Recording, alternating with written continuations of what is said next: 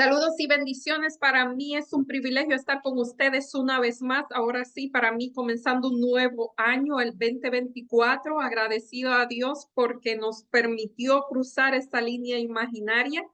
Y este año estamos comenzándolo con un libro muy interesante, quizás uno de los más leídos por todos, de los más queridos, es el libro de los Salmos. Esa es la lección que estamos estudiando este primer trimestre. Alguien me está complaciendo y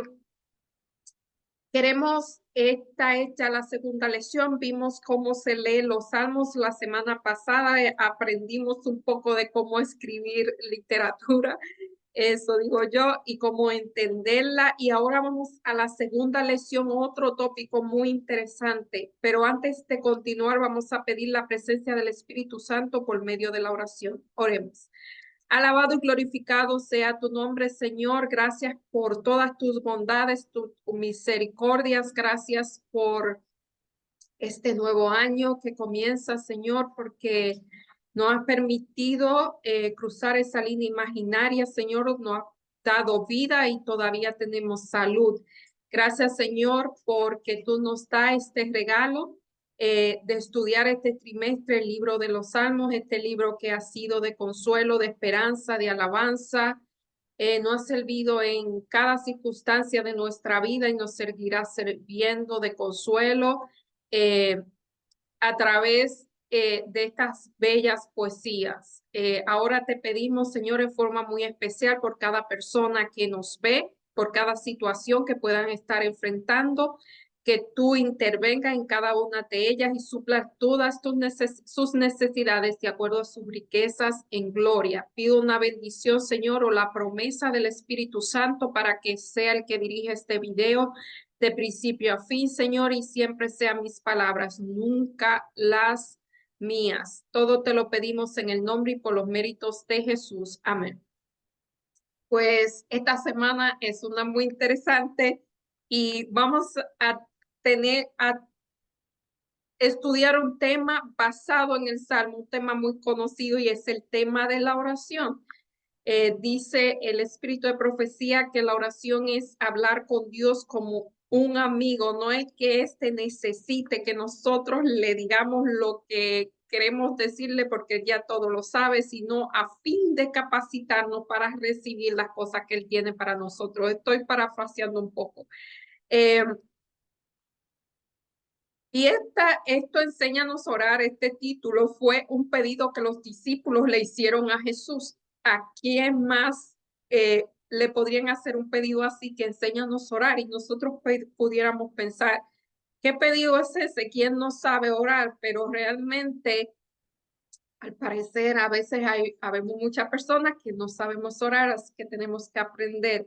Dice, un día estaba Jesús orando en un lugar y cuando terminó, uno de sus discípulos le dijo, Señor, enséñanos a orar como Juan enseñó a sus discípulos. Lucas 11:1. O sea, los discípulos, Juan el Bautista había enseñado a sus discípulos a orar y los discípulos de Jesús querían que el maestro le enseñara a orar.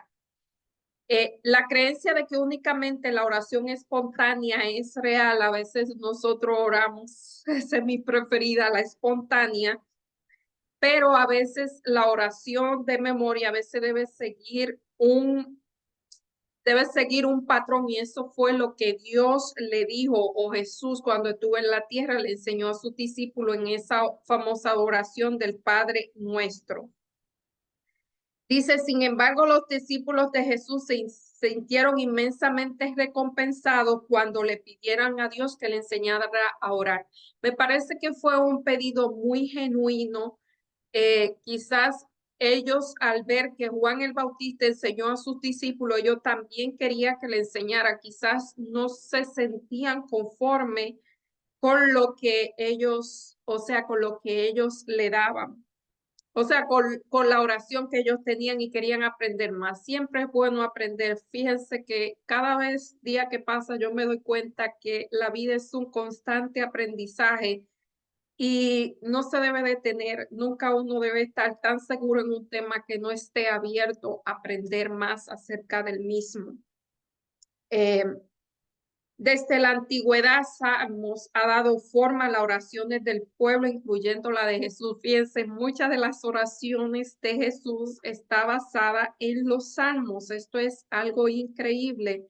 Esta semana analizaremos el papel que desempeña para ayudar al pueblo de Dios en su peregrinaje, porque la vida es un peregrinaje. Nosotros somos el pueblo de Israel moderno, y al igual que ellos pasaron 40 años por el desierto aprendiendo, muchas veces decimos que estaban vagando, pero realmente ellos estaban aprendiendo. Lo que pasa es que el aprendizaje de ellos duró mucho tiempo, duró 40 años, quizá el de nosotros va a durar mucho más, esperemos que no, pero puede ser.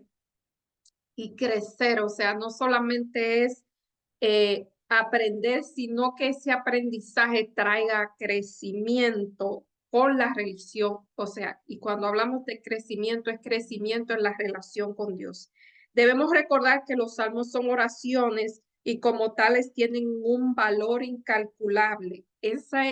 Realmente los salmos son eh, la intimidad de esa persona que lo escribía, de David, sea Asaf, sea Coré, eran sus pensamientos más íntimos, esos pensamientos que ellos le dedicaban a Dios, muchos de ellos, otra vez como aprendimos la semana pasada, eran históricos, que eran que el Señor cuando nos sacó de Egipto y con mano dura, y narraban la historia de cómo Dios lo sacó de Egipto, cómo Dios lo hizo pasar a través del Mar Rojo. Esos son salmos históricos, pero cuando estamos hablando de esas plegarias que estos escritores elevaban a Dios, estamos mirando que estos escritores no están mostrando sus pensamientos más íntimos, y por eso una de las cosas por lo que este libro es tan impactante. Como tales tienen un valor, perdón, no solo por su información teológica, sino también por el modo que pueden enriquecer y transformar nuestras oraciones colectivas, o sea, esos modelos de oración. Orar los salmos ha ayudado a muchos creyentes a establecer y afianzar una vida habitual y satisfactoria. Esta semana seguiremos examinando salmos, especialmente en el contexto de las oraciones, de las cosas que no van muy bien. O sea, vamos a orar los salmos, y David era experto en esto, y los otros escritores, cuando las cosas no van bien, porque ellos tenían, volvemos a decir, ellos tenían salmos que eran acciones de gracia, ellos tenían salmos que eran alabanza, pero hay muchos salmos que son cuando la situación no va mal, no va bien, perdón. Fomentar el uso de los salmos en la oración. Y leemos aquí, ¿cuál es el lugar de los salmos en la experiencia de adoración del creyente? Fíjense, hay algunos textos aquí, en el mismo Salmo 101, 105 dice, acordado de la maravilla que Dios ha hecho, de su prodigio, de su juicio y de su boca. O sea, una de las razones de los salmos es que nos acordemos, estos son los históricos de lo que Dios había hecho en favor de su pueblo. Esos son otra vez otros, como en Colosenses 3:16 nos dice que cuando si alguno está triste, cante, si alguno, o sea, si está pasando por una mala situación, alabe y cante salmos de alabanzas. Eh, y aquí hay varios salmos que corresponden a diferentes situaciones. Hay salmos de lamentación, hay salmos de la lamentación comunitaria, o sea, lamentación individual, lamentación comunitaria, o sea, cuando todos están lamentando. Salmos de acción de gracias, esos son muy bonitos. Salmos de penitenciales, o sea, cuando la persona pecaba. Uno de ellos, el mayor ejemplo, es el Salmo 51, donde David se arrepiente como nadie y confiesa su pecado como nadie. O sea, él realmente eh, experimentó el dolor de haber faltado a Dios, y dice, contra ti he pecado, no contra una persona, sino contra ti. Y él, fíjense que él no dice, mira, yo soy yo soy débil. O sea, él no culpa a la otra persona. Él, él asume la responsabilidad de su pecado. O sea, yo pequé, eh, yo hice lo malo delante de ti. Eh, y lo hice porque yo soy un pecador, porque yo nací en el pecado. O sea, él está hablando, él asume la responsabilidad, algo muy importante cuando una persona se va a arrepentir. Porque si uno dice, la culpa como Adán y Eva, culpa la tuvo Eva, la serpiente, ahí no hay arrepentimiento. En esta, en esto de David hay arrepentimiento. Está salmos sapienciales, o sea, en busca de sabiduría, cuando se busca sabiduría y la guía de Dios, eso es muy importante. Salmos históricos, salmos que continúan, y fíjense, aquí estamos hablando de sentimientos como el enojo, la furia, salmos de peregrinación. Y durante este trimestre, este escritor va a ver todos esos salmos. O sea, fíjense que David no era era una persona, como mencioné la semana pasada, supremamente emocional, pero aquí no le vamos a hacer cultos a las emociones. Las emociones, los sentimientos son muy importantes y vemos aquí que David adoraba a Dios en espíritu, alma y cuerpo. O sea, él adoraba racional y emocionalmente, pero eso no quiere decir que las emociones manejaban a David. Realmente lo que vemos aquí es un David o un Coré o un Asaf presentando sus emociones ante Dios. O sea, lo maravilloso de los salmos no es que esta gente tenían toda esa gama de emociones, sino que esas emociones, ellos lo presentaban delante de Dios. Eso es lo que a mí me parece que es interesante. No es que ellos tenían emociones así, o sea, no es que ellos tenían problemas emocionales, sino que o sea, ellos expresaban a Dios con sus sentimientos reales. En primer lugar, leemos al Salmo haciendo una sencilla reflexión y luego oramos. Eso es una manera de leer los salmos. Meditar en el Salmo implica reflexionar sobre sus diversos aspectos.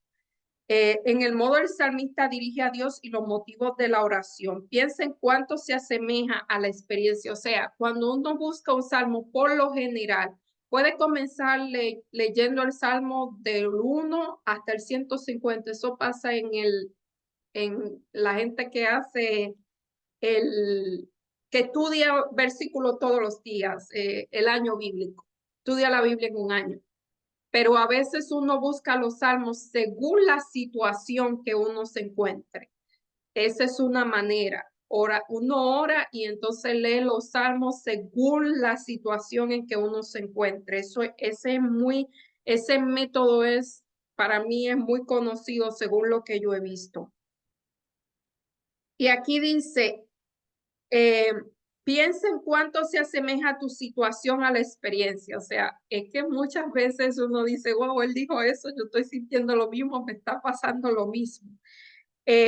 Si algo en el Salmo te desafía, reflexiona. Por ejemplo, si el Salmo corrige tus falsas esperanzas actuales con respecto a lo que enfrentas, o sea, si uno cree que lo que enfrenta es el fin, pues en el Salmo puede ver que David en un momento dado tuvo una mala experiencia, pero él salió, Dios lo sacó de esa mala experiencia. Esa experiencia no fue para siempre. Contempla el mensaje del Salmo a la luz de la persona de Cristo.